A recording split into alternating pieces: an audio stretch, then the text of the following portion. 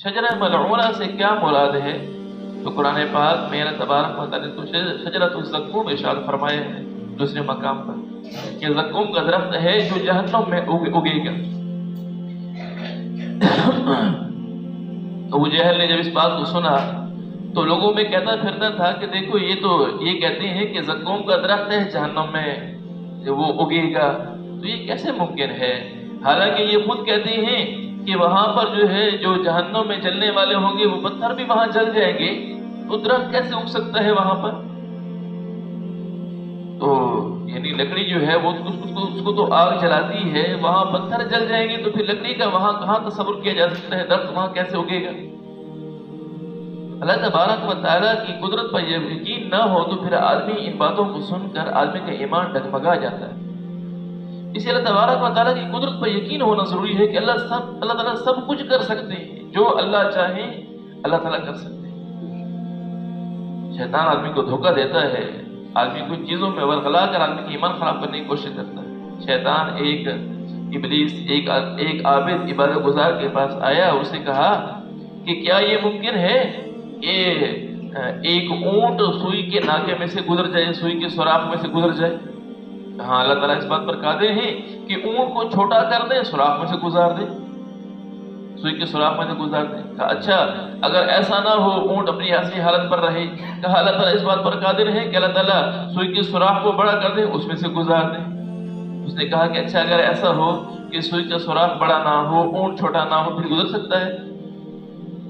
اب جب اللہ کی ذات پر کامل یقین نہیں، کامل قدرت پر یقین نہیں ہے تو اب وہ ڈگمگا گیا، پریشان ہو گئے، یہ کیسے ممکن ہو سکتا ہے؟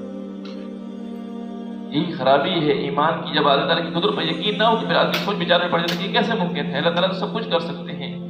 پھر ایک عالم کے پاس جاتا ہے، یہی سوال کرتا ہے، دونوں سوال کیے، تیسرا سوال جب کیا کہ اللہ تعالیٰ سوئی کے سوراخ کو بڑا نہ کرے، اونٹ کو چھوٹا نہ کرے، پھر یہ ممکن ہے؟ تو کہا کہ بالکل اللہ تعالیٰ اس بات پر قادر ہے کہ اونٹ کو چھوٹا نہ کرے، سوئی کے سوراخ کو بڑا نہ کرے، پھر بھی اللہ تعالیٰ گزار دے، اللہ تعالیٰ پھر بھی قادر ہے۔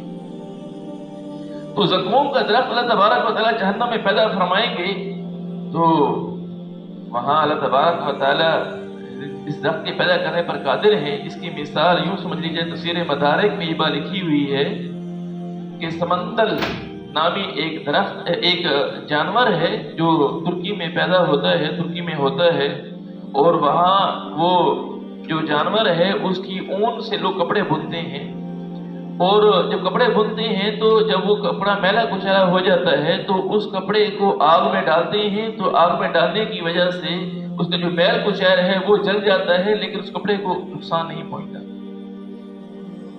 اور بعض تفاسیر میں یہ بات لکھی ہوئی ہے کہ وہ جانور ایسا ہے کہ وہ آگ میں ہی پرورش پاتا ہے، اگر اس کو آگ سے نکال دیا جائے تو وہ جل جاتا ہے، یعنی وہ مر جاتا ہے، جیسے کہ مچھلی کو پانی سے نکال دیا جائے اور وہ مر جاتی ہے، اسی طرح اس کو آگ سے نکال دیا جائے تو مر جاتا ہے۔ مختلف تفاسیر میں یہ بات لکھی ہوئی ہے۔ تو جو اللہ اس بات پر قادر ہے کہ وہ اس جانور کو آگ میں پیدا کرتا ہے، اور وہ یا اس کی جو اون سے کپڑے بنے جاتے ہیں اور وہ آگ میں نہیں جلتے ہیں، تو کیا وہ اللہ اس بات پر قادر نہیں ہے کہ وہ اللہ تبارک و تعالیٰ جہنم کے اندر درخت کو پیدا فرما دے؟